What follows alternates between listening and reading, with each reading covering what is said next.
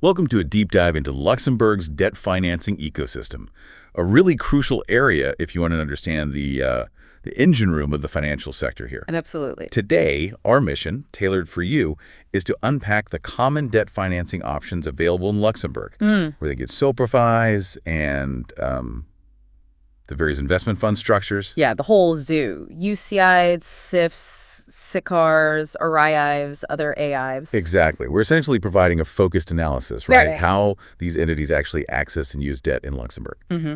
And this is based on our information cutoff date of May 9th, 2025, so pretty current. Right. Our insights today are drawn from the Luxembourg Debt Financing Deep Dive Report, which is current as of that May 9 date, plus key Luxembourg legal texts and the latest regulatory updates. Updates from both the CSSF, that's Luxembourg's main financial regulator, and also ESMA, the European Securities and Markets Authority. Our goal is really to clarify the who, what, where, when, why, and how of debt financing here. Specifically focusing on what the lawyers, finance professionals, directors, compliance officers, committee secretaries listening really need to know. We'll navigate the legal and regulatory framework, touching on those pivotal laws like the big one from 1915 on commercial companies. The LSC, yeah. And the 2005 law on financial collateral arrangements, which is super important, plus specific fund product laws and recent EU development. And we'll be dissecting the debt instruments themselves, from your standard bank loans to all sorts of bonds. Right. Convertible, subordinated, plus notes, warrants, and those interesting hybrid instruments like PECs that kind of blur the lines. Okay, let's get into it. So why Luxembourg? Why has it become such a powerhouse for this kind of activity? Well, it's solidified its position for several really compelling reasons. I mean, first off, it's the second largest fund domicile globally. Only the U.S. is bigger, right? Exactly, and it's a absolutely pivotal European hub for both UCITS and AIFs. Just to give you a sense of scale, by the end of 2023, private equity AIFs in the EEA had something like EUR 0.9 trillion in net asset value. Wow. So that sheer scale, that concentration of capital, it naturally drives demand for, sophisticated financing. Precisely. And Luxembourg offers this really attractive combination.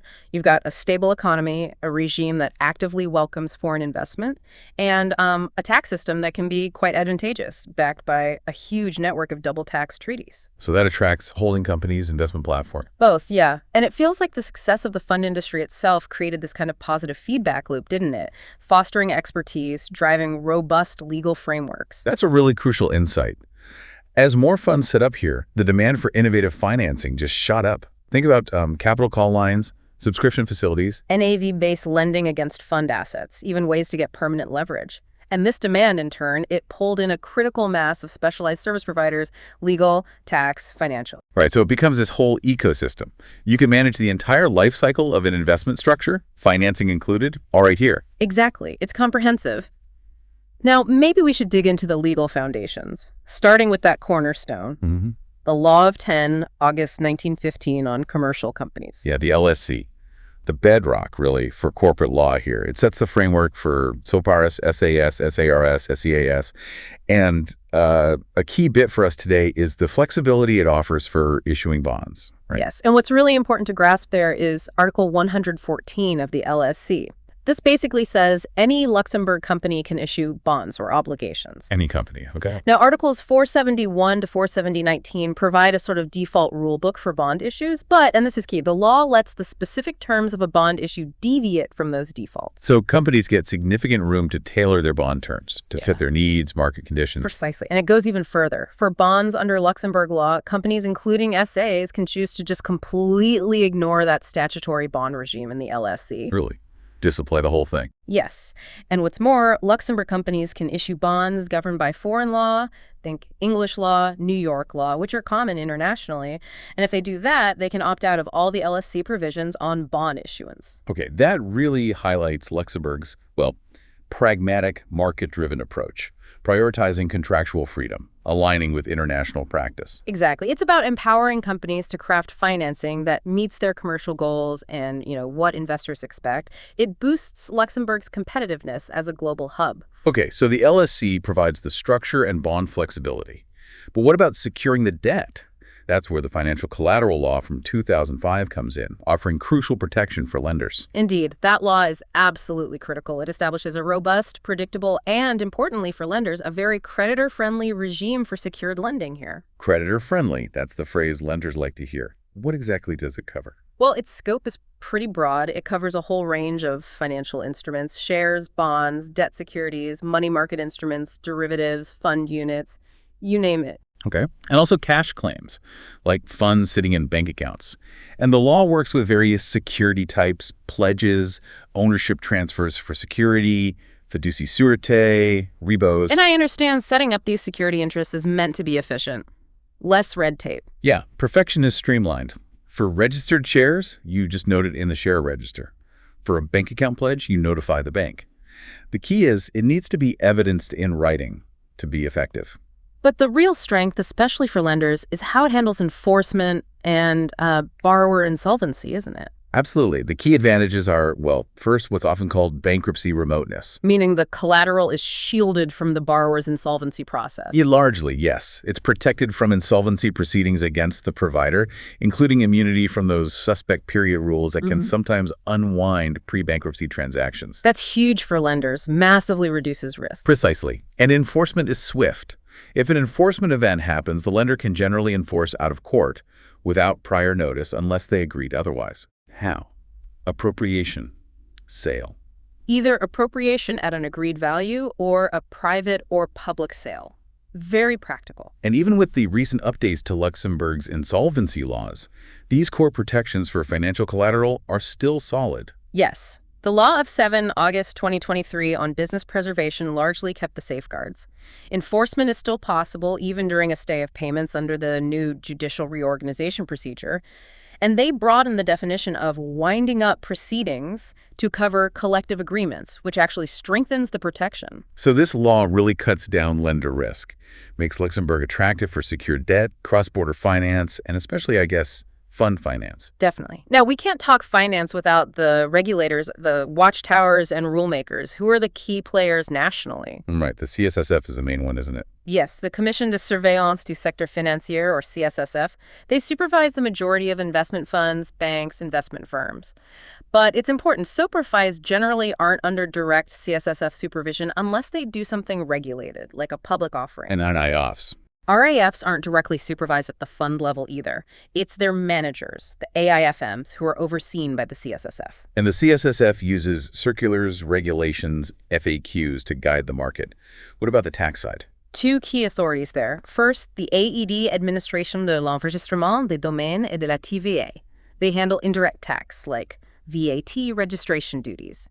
That can impact transaction costs. Okay. Then there's the ACD, Administration des Contributions Directes, the direct tax authority. They look after interest tax treatment, withholding taxes, tax rulings, double tax treaties, and crucially, it's their administrative practice behind that well-known 85.15 debt-to-equity ratio for SOPARFIs using related party debt for participations. Right, the 85.15 rule. Okay, those are the national players.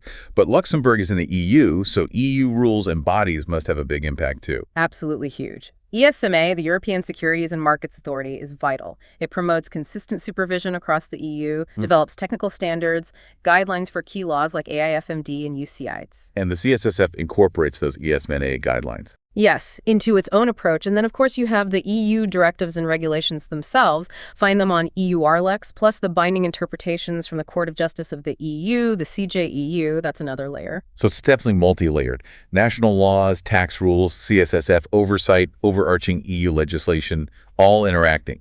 Navigating that must require specialist expertise. It certainly does. Think about a SOPARFI issuing bonds. It benefits from LSC flexibility, sure, but the tax on interest payments, that's ACD practice, a public offer.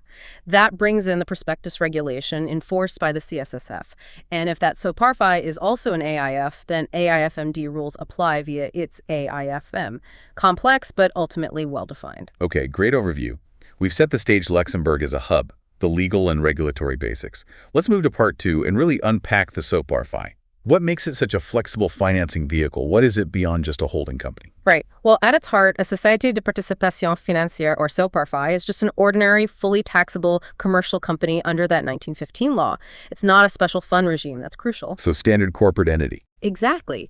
Now, its main job is often holding financial stakes and financing subsidiaries, but its corporate purpose can be broader. It could run other commercial or industrial activities if it gets the right business license. And unlike most funds, it's generally not directly supervised by the CSSF for just holding shares and lending downstream.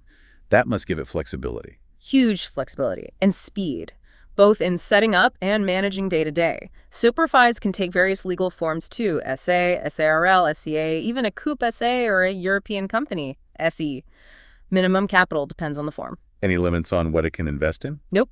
Virtually any asset class is fair game shares, bonds, real estate, IP, loans. This adaptability in form, activity, assets, adaptability makes it incredibly versatile, like a Swiss Army knife for financial structuring. And its ability to issue all sorts of debt adds to that utility. Absolutely. Plus, because it's a fully taxable company, it gets access to Luxembourg's tax treaties and EU directives like the Parent Subsidiary Directive. That's critical for international tax planning. So yeah, much more than just passive holding. Now, when it does use debt, are there specific rules, especially on debt-to-equity ratios, interest deduction limits?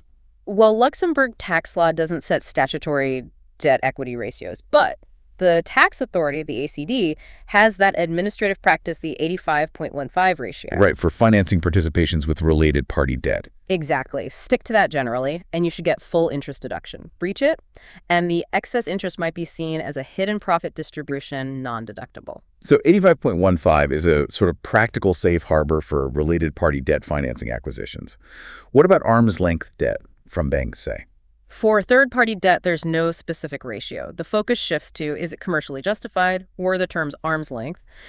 But, and this is key, regardless of the source, related or third-party, the EU's ATAD interest limitation rule applies. Yes, the Anti-Tax Avoidance Directive rule. That caps interest deductions, right? How does it work? Basically, it caps your exceeding borrowing costs, essentially net interest expense, at the higher of 30% of your tax EBITDA, or UR, $3 million a year. It's an overarching cap for all corporate taxpayers, SOPARFIs included. So 85.15 is important for shareholder loans, but it's not the whole story. You also need commercial rationale, and you have to stay within the ATAD limits. Exactly. You could meet 85.15, but if the interest rate isn't arm's length, or your total net interest hits the ATAD ceiling, you could still lose deductions. Conversely, even with only third-party debt, you need commercial justification, and you must respect the ATAD cap. It needs a full analysis, debt source, used terms, company profitability. Right. A holistic view is essential for the tax side. Now, what about the actual tools? What's in the SOPARFI debt toolkit? How do they raise debt? Well, thanks to the LSC's flexibility, they have a really wide range. You've got your standard bank loans and mortgages from local or international banks, shareholders, other lenders, secured under the Financial Collateral Law, or unsecured. And bond. Definitely. Short, medium, long term. Negotiable. Fixed or variable rates linked to Euribor, SOFR, even zero coupon. And as we said, the LSC is flexible. You can tweak the rules, use foreign law. We also see more specialized stuff, like subordinated and convertible bonds. Yes. Subordinated bonds or loans, they rank lower in priority, so they pay a higher yield for the extra risk. And convertible bonds debt that can convert into shares later. It mixes debt security with equity upside potential. You can even combine subordination and convertibility. What about notes and warrants? SOPARFIs issue various notes, subordinated notes, private loan notes, perhaps participate in MTN programs for regular issuance. Under the LSC, obligations usually means negotiable instruments like bonds or notes for multiple investors. Warrants, bond de souscription, give the right to buy shares later at a set price. Common for SAs and SCAs, often used for employee incentives or attached to other securities. And Luxembourg is famous for those hybrid instruments, blurring debt and equity lines. Absolutely. CPECs, PECs, profit participating loans, tracker certificates. These blend debt features, coupon redemption, with equity features, profit share, conversion, deep subordination. I use them. Often for specific tax or accounting outcomes or regulatory capital reasons. The terms are usually highly bespoke, detailed in contracts or offering docs.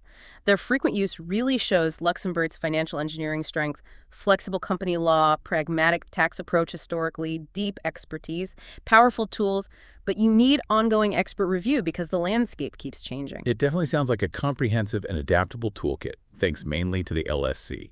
The choice of instrument clearly depends on the specific goal. Precisely. Tax treatment, accounting impact, investor risk appetite, strategic goals, they all feed into the decision. Let's zoom in on tax again. We touched on interest deductibility and the lack of withholding tax on interest. Can you expand on those key points for SOPARFIs? Sure. Interest deductibility. Generally, yes, if commercially justified and arm's length, but subject to those limits we mentioned, the 85.15 ratio for related party debt funding participations, the overall ATAD interest cap, and critically, the non-deductibility of expenses linked to tax-exempt income, like from the participation exemption. So you need to trace where the borrowed money is used. Exactly. Careful tracing is needed. Now, withholding tax on interest payments by a SOPARFI, generally there isn't any, whether the recipient is resident or non-resident. That's a big plus for attracting foreign lenders. It is. There are some tiny exceptions linked to old EU rules or anti-abuse, but they rarely bite in standard corporate lending. Okay, clear benefit there. What about dividend payments from a SOPARFI? Withholding tax applies then.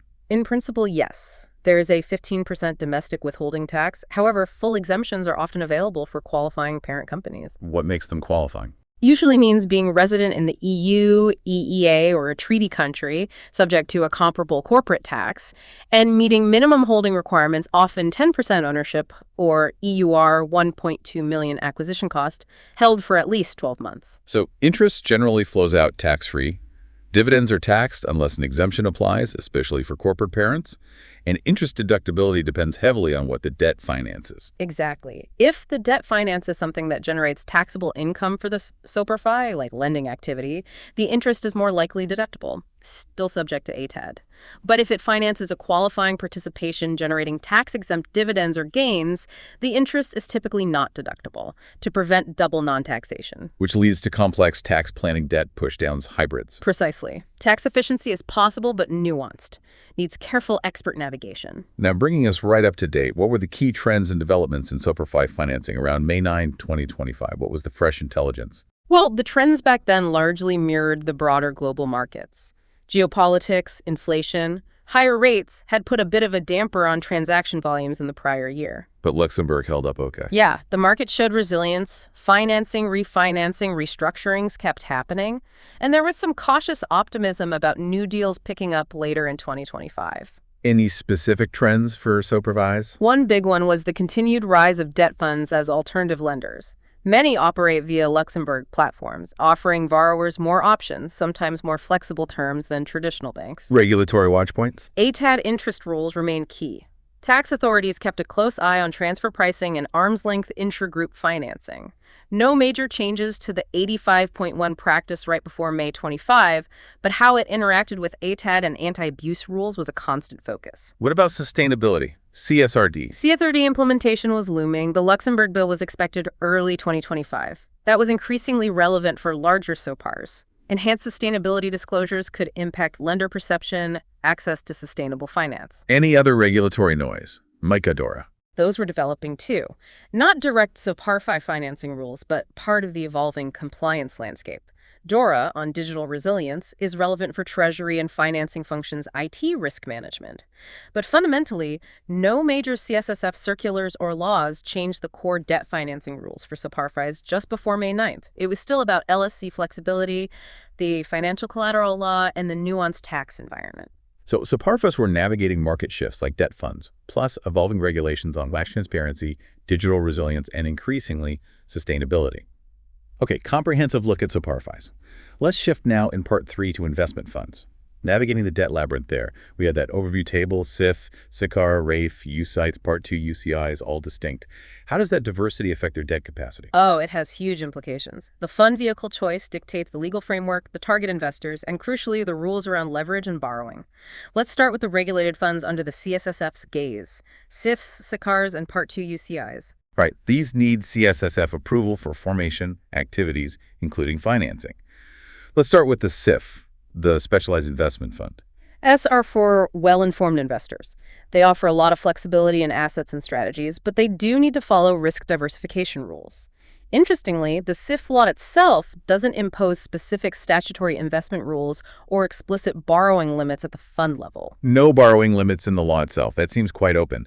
So how is borrowing managed? The key is most SIFs are AIFs, managed by authorized AIFMs, so they fall under the AIFMD framework. Ah, so AIFMD brings the leverage controls. Exactly. The AIFM calculates, manages, monitors leverage according to AIFMD. The SIF's own specific borrowing powers and limits will be in its constitutional documents and offering memo, all reviewed by the CSSF. There's a small restriction on FCP-type SIFs. The manager depository can't lend to unit holders, but that doesn't stop the SIF borrowing itself. Okay, so SIF law is flexible on debt, but AIFMD provides the guardrails via the regulated AIFM. What about SICARs, investment companies and risk capital? Their focus is specific. Does that change things? SICARs are also for well-informed investors, but focus purely on risk capital. Like SIFs, the SICAR law doesn't set specific borrowing limits or general investment restrictions beyond that risk capital focus. So no statutory debt-to-equity ratios? None in the SICAR law itself. They can issue shares, bonds, other debt. If it's an AIF, the AIFM manages leverage under AIFMD. Again, the specifics on borrowing are in the fund documents approved by CSSF. And Part 2, UCIs. Regulated non-UCITs can reach retail investors in Luxembourg. Part 2 UCIs are also AIFs. The Part 2 law doesn't seem to have the same explicit borrowing caps as UCITs, but their borrowing and leverage must align with their CSSF-approved investment policy and risk profile, and it's actively managed by the AIFM under AIFMD. Worth noting, the 2023 law expanded legal forms for Part 2 SICARs, but if using alternative forms for retail funds, they must have a fully authorized AIFM for investor protection. So for these regulated AIFs, SIFs, SICARs, Part 2 UCIs, the pattern seems to be flexibility in the specific fund law, but counterbalanced by the comprehensive AIFMD framework applied by the AIFM. Investors really rely on the AIFM's competence and disclosure here. That's a very accurate summary. CSSF oversight covers the fund docs and the AIFM's AIFMD compliance. It allows tailored leverage, but within a harmonized EU system. Now let's talk RAIFs, the Reserved Alternative Investment Fund, famous for being unregulated at fund level but needing a regulated manager. How does that unique setup affect its debt use? Right, the RAF, introduced in 2016, is distinctive. The RAF itself is not subject to direct CSSF prior approval or ongoing supervision. No direct CSSF oversight of the fund. Correct, but the crucial condition is it must be managed by an external, fully authorized AIFM from Luxembourg or another EU state. So it's indirectly regulated via the AIFM's supervision. It's not an option for internally managed or subthreshold AIFs. And it combines SIF-SICAR features. Yeah, it blends their operational and tax aspects. Reserved for well-informed investors, same definition, and EUR 100K minimum as SIFs-SICARs now after that 2023 law change. Minimum assets EUR 1.25 million within 24 months, also like SIFs-SICARs now. So indirectly regulated via the AIFM, what does that mean for borrowing and leverage specifically? Well, the RAF law itself doesn't impose any specific restrictions or limits on borrowing or leverage at the fund level. But because all REIs are AIFs managed by authorized AIFMs, they are fully subject to AIFD leverage rules. So the AIFM handles it all under AIFMD, calculation, limits, disclosure. Exactly. The AIFM defines policy, calculates leverage, gross commitment methods, sets and monitors limits, discloses to investors and the CSSF as per CSSF Circular 23844. The RAF's own documents will specify borrowing powers, maybe self-imposed limits too. And like SIF FCPs, the manager depository of an FCP RAF can't lend to unit holders, but the RAF can borrow from third parties. So the AIF model gives faster launch times by skipping direct fund supervision, but still ensures protection via the AIFM regulation. Sounds like a popular compromise. Hugely successful. RAIF numbers quickly overtook SIFs. It offers SIF-SICAR flexibility and tax benefits with much faster speed to market. Leverage is governed by AIFMD via the AIFM. Plus, you get the AIFMD marketing passport. Streamlined. Okay, cover the AIFs. Now, UCITS, the gold standard for retail funds, highly protected investors. How does that strict approach affect their borrowing? UCITS, governed by Part 1 of the 2010 law transposing the UCITS directive, are indeed the retail gold standard. And yes, because of that retail protection focus, their borrowing powers are very strictly limited. Key point being they can't borrow for investment, right? Leverage is via derivatives. Exactly. Prohibited from borrowing for investment purposes. Leverage comes mainly through derivatives. And even for operational needs, liquidity management, the limits are tight. Extremely tight. A UCITS can only borrow up to 10% of its NAV and only on a temporary basis. Temporary meaning? Short-term liquidity needs covering redemptions, managing settlement gaps. The move to T+1 settlement might increase the need for this, as the CSSF noted in FAQs. And crucially, UCITS are not allowed to grant loans or act as guarantors. So any debt taken on by UCITS is minimal, purely short-term operational liquidity. Their main debt focus is investing in debt instruments within their policy limits. Precisely. Lenders know these tight constraints. It's all about retail investor protection. Now, we keep mentioning AIFMD. Let's dive deeper into its specific impact. Leverage, loan origination, reporting for AIFs. It's a really comprehensive framework. It truly is. AIFMD sets the rules for AIFMs managing AIFs across the EU. It overlays the SIF, SICAR, AIF Part 2 UCI rules in Luxembourg, and leverage is a huge part of it. How does AIFMD define leverage? Is it just borrowing cash? No, it's much broader. It's any method increasing AIF exposure, borrowing cash, sure, but also embedded leverage and derivatives, short selling, etc. AIFMs have to calculate it using two methods: the gross method and the commitment method, detailed in the AIFMD Level 2 regulation. Which method is used for regulatory limits? Often the commitment method, especially for things like the new loan-originating AIF limits under AIFMD II.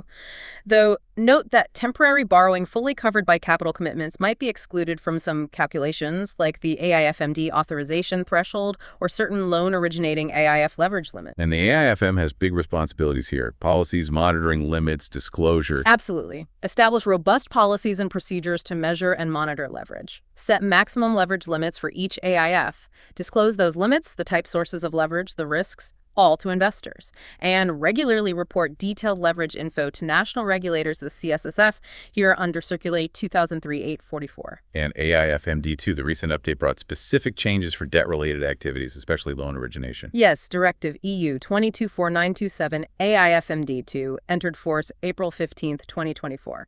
Transposition deadline is April 16, 2026, reporting from April 2027.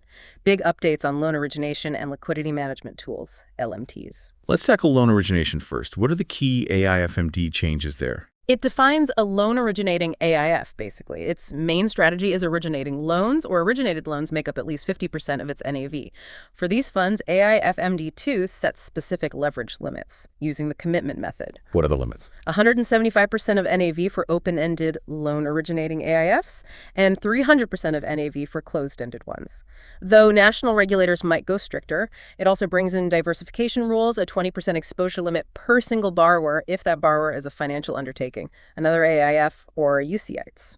Is there a grace period for existing funds? Yes, there's grandfathering until April 15, 2029 for these leverage and concentration limits, but only if the fund doesn't raise new capital after April 15, 2024. And ESMA is developing detailed rules, the RTS, especially for open-ended loan-originating funds. Correct. Crucial RTS are being worked on, focusing on liquidity redemptions, defining liquid assets for these open-ended funds. The consultation closed March 12, 2025. Final report and draft RTS are expected Q3 or Q4 2025, a slight delay. Why are these RTS so anticipated? Because they'll shape how open-ended private credit funds operate.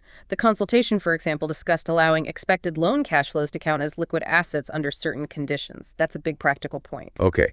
AIFMD II also harmonized the rules around liquidity management tools, LMTs, for open-ended AIFs, bringing them closer to UCIs. Yes. AIFMs of open-ended AIFs now must select and be ready to use at least 2 LMTs from a harmonized list. Temporary suspension doesn't count as one of the 2. What's on the list? Gates, fees. Redemption gates, notice periods, redemption fees, swing pricing, dual pricing, anti-dilution levies, and in-kind redemptions. And ESMA published the final guidelines and draft RTS on these LMTs on April 15, 2025. What did those final ESMA reports say about LMTs? The guidelines give managers a framework for selecting, calibrating, activating, deactivating LMTs. The final version is less prescriptive, putting more responsibility on the AIFM to develop a suitable internal LMT policy. The RTS specify the mechanics like how gate thresholds work, percent NAV, monetary value, percent liquid assets, an alternative gate method, and clarifying rules for in-kind redemptions for UCITS ETFs don't apply to authorized participants market makers.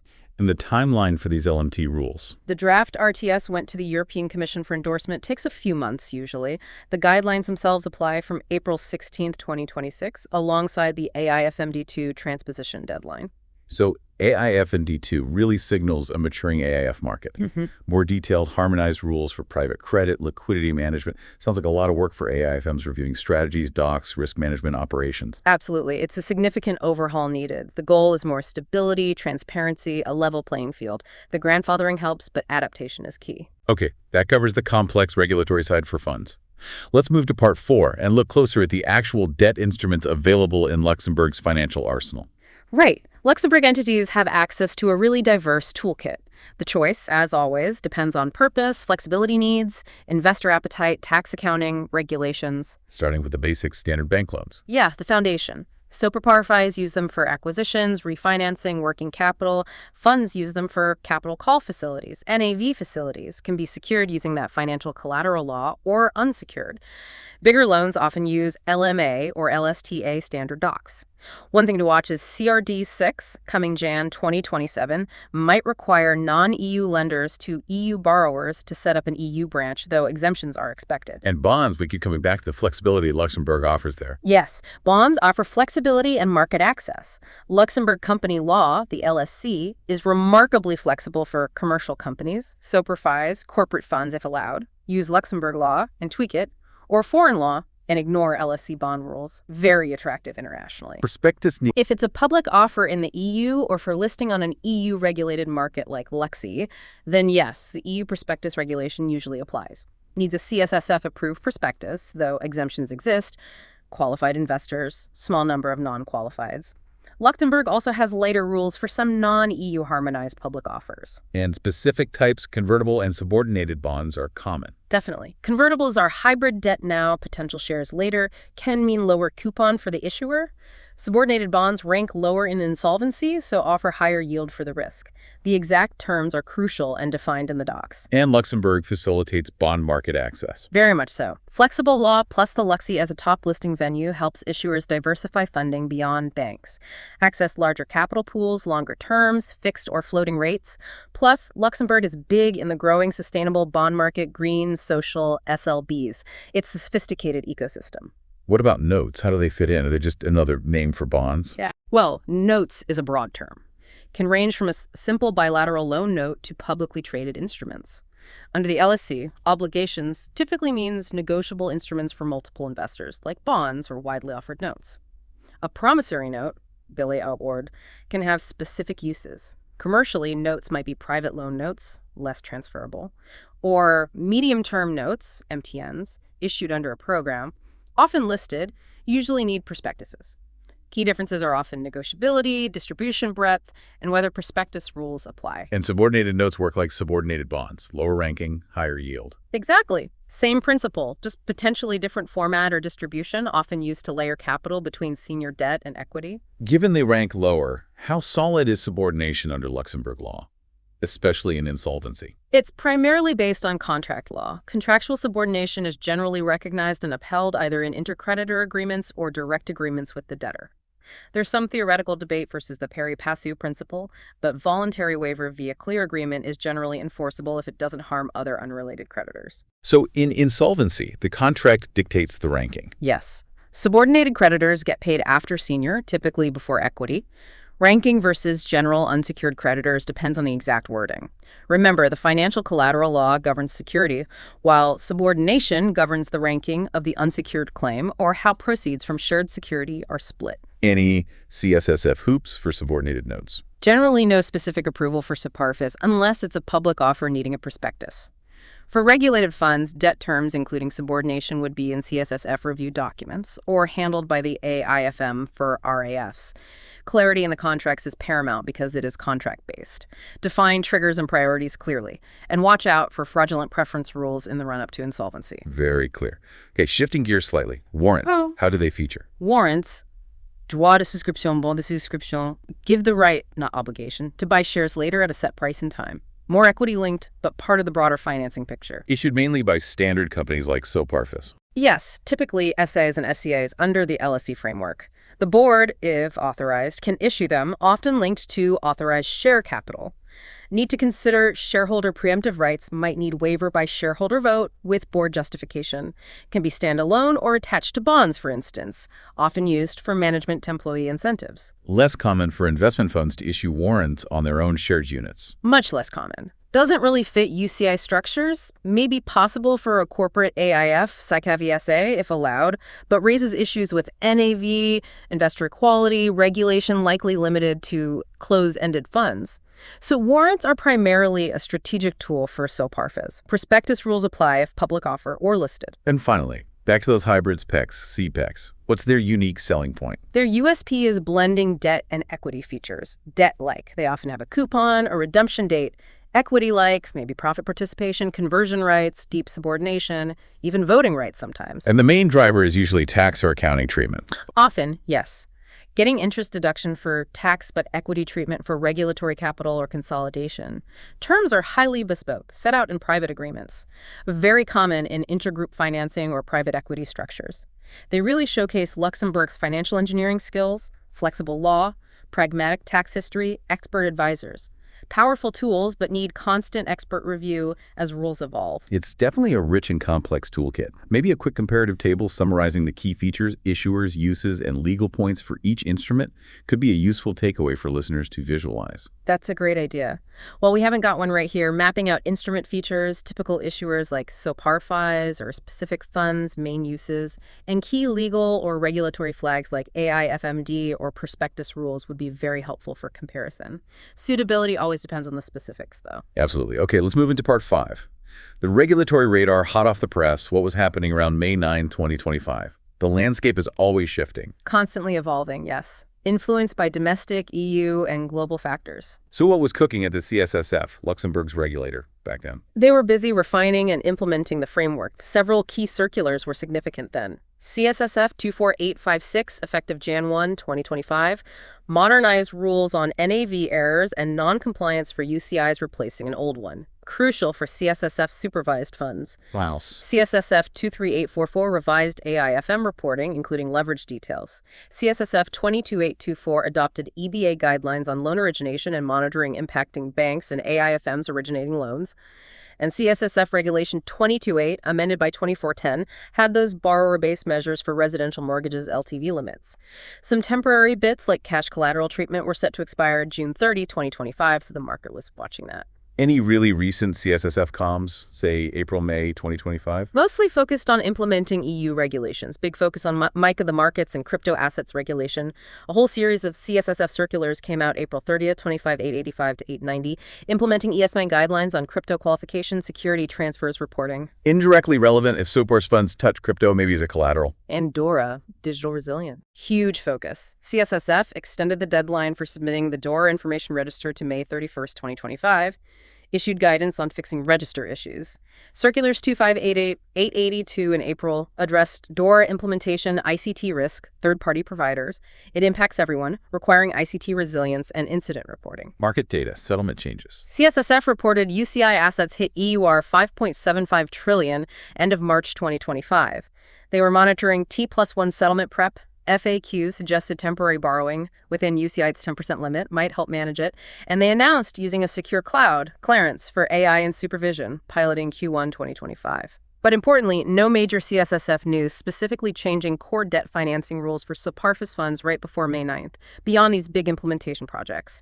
Priorities were digital transformation, MiCA, DORA, AIFMD, UCITS, evolution, liquidity, resilience. So lots happening, but mostly around digital crypto resilience and ongoing EU rule implementation, which shapes the context for debt financing. What about ESMA, the view from Paris? ESMA is pivotal, shaping EU rules that influence CSSF and Luxembourg. The landmark event was April 15, 2025. Publication of the final reports on LMT guidelines and draft LMT RTS for AIFMD II and UCITS. The liquidity management tools we discussed, what were the key points from those final ESMA reports? The LMT guidelines provide the framework for managers selecting, calibrating, activating, deactivating tools.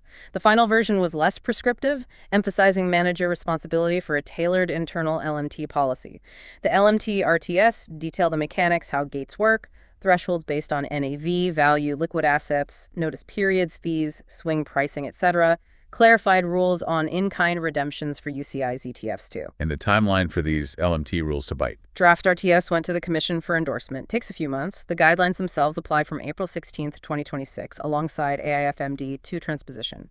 Fund managers needed to start analyzing and preparing updating docs, policies, operations. And the other big ESMA piece, the RTS for loan-originating AFs under AIFMD II status back then. ESMA was still developing those crucial RTS, the consultation on open-ended ones, liquidity, redemptions, liquid assets, closed March 12, 2025.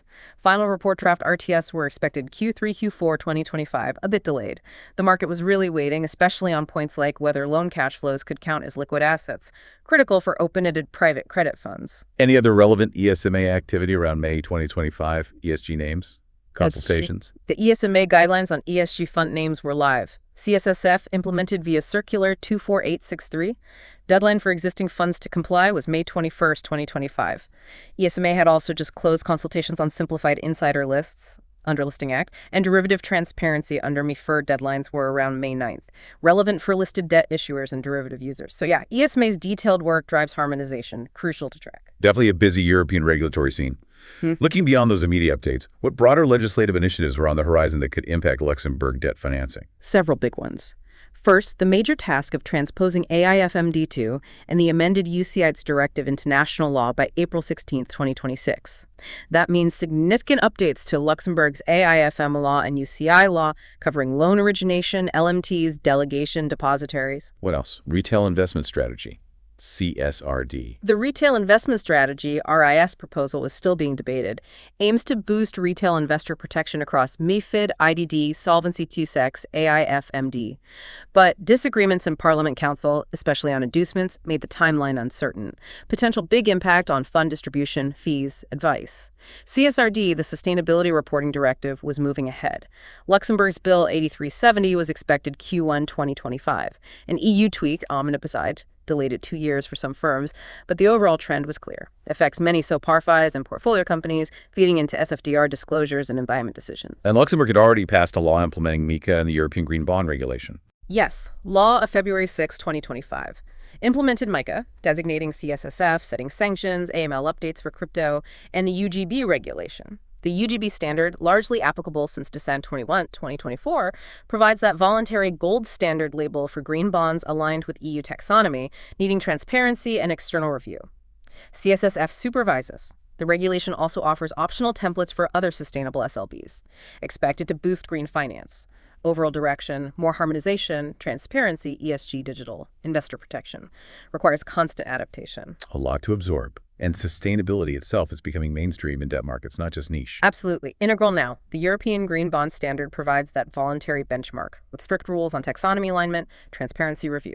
CSSF supervises. Luxi's LGX platform is a global leader here, saw a Sri Lankan green bond list April 1st, 2025. Beyond the official UGB label, how is ESG being integrated more broadly? SLLs, SLBs. We're seeing more sustainability-linked loans, SLLs, and bonds, SLBs.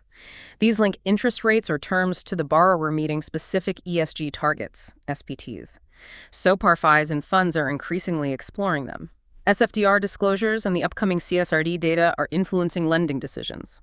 ESMA's ESG fund name rules, deadline May 21st, impact fund strategies. And industry bodies like ALFI and LFF are actively promoting sustainable finance. It's evolving fast beyond specific labels. It's about integrating ESG into compliance, capital access, and risk management. Finally, wrapping up the regulatory picture, what were the practical takeaways? What were law firms advising? What was the market chatter around May 2025? Reflected intense regulatory digestion and prep. Key themes. AIFMD II, UCITS, LMTs were dominant final ESMA guidance, implications for liquidity risk, docs getting ready for April 2026. Watching the loan origination RTS development too, sustainable finance deadlines like the May 21 ESG fund name rule were pressing, applying UGB, considering CSRD impact. Digital finance implementation, CSSF circulars on MiCA DORA kept people busy, especially DORA's operational resilience impact. General market conditions, cautious optimism for more financing later in 2025, working through the new bankruptcy law's interaction with the Financial Collateral Law. Also, the recent Mobility Directive transposition enhancing reorg tools, and those ESMA consultations closing around May 9th. So adapting to new EU rules, AIFMD II, LMTs, MiCA, DORA, UGB, CSRD, amidst a complex economy was the main game. But the core Luxembourg legal strengths LSC financial collateral law providing stability underneath. Exactly, a stable foundation supporting adaptation to a complex, evolving superstructure. Okay, brings us to part 6, the conclusion. It's definitely a sophisticated, dynamic landscape. What are the main overarching takeaways from our deep dive, looking back from May 2025? Well, the Luxembourg debt financing scene then was this complex mix of flexible local laws, robust EU regulation, and a fast-moving market. For SOPARFIs, the key remained the LSC 1915's flexibility diverse debt options, ability to tweak bond rules or use foreign law. Tax was generally favorable, but with those crucial caveats on interest deductibility for exempt participation funding and the ATAD limits. The 85.15 practice for related party debt was a key guideline. And for funds, it really depended on the type. Absolutely. UCITS, very strict borrowing limits, 10% temp, leverage via derivatives, AIFs, SIFs, SICARs, RAIFs, Part 2. More flexibility in their own laws, but the AIFM is subject to comprehensive AIFMD rules on leverage, limits, monitoring, disclosure. And AIFMD II was a major development, new rules on loan origination, LMPs, with ESMA's LMT guidance finalized April 2025 and loan RTS expected later that year. And the financial collateral law remained critical for secured debt. Absolutely vital. Strong creditor protection, bankruptcy remoteness, and the broader trend towards EU harmonization, transparency, risk management, MICA, DORA, UGB, CSRD driving that. Navigating it all requires a holistic view, corporate fund law, tax, EU rules. Luxembourg offers a great platform, attractive and flexible, but the growing complexity means expert guidance is essential. Its ability to adapt keeps it a leading hub. We've definitely covered a lot, navigating the intricacies of Luxembourg's debt financing landscape. We really hope this deep dive has given you valuable insights into the options, the regulations, and the trends shaping this absolutely vital ecosystem, at least as things stood on May 9, 2025. Yeah, this analysis highlights just how dynamic Luxembourg's financial center is and why staying informed is so important. For digging deeper into any specific topics or if you have follow-up questions, we definitely encourage you to explore the cited sources further and, of course, consult with expert advisors. Hit that subscribe button. It was the Luxembourg Fundcast for you today.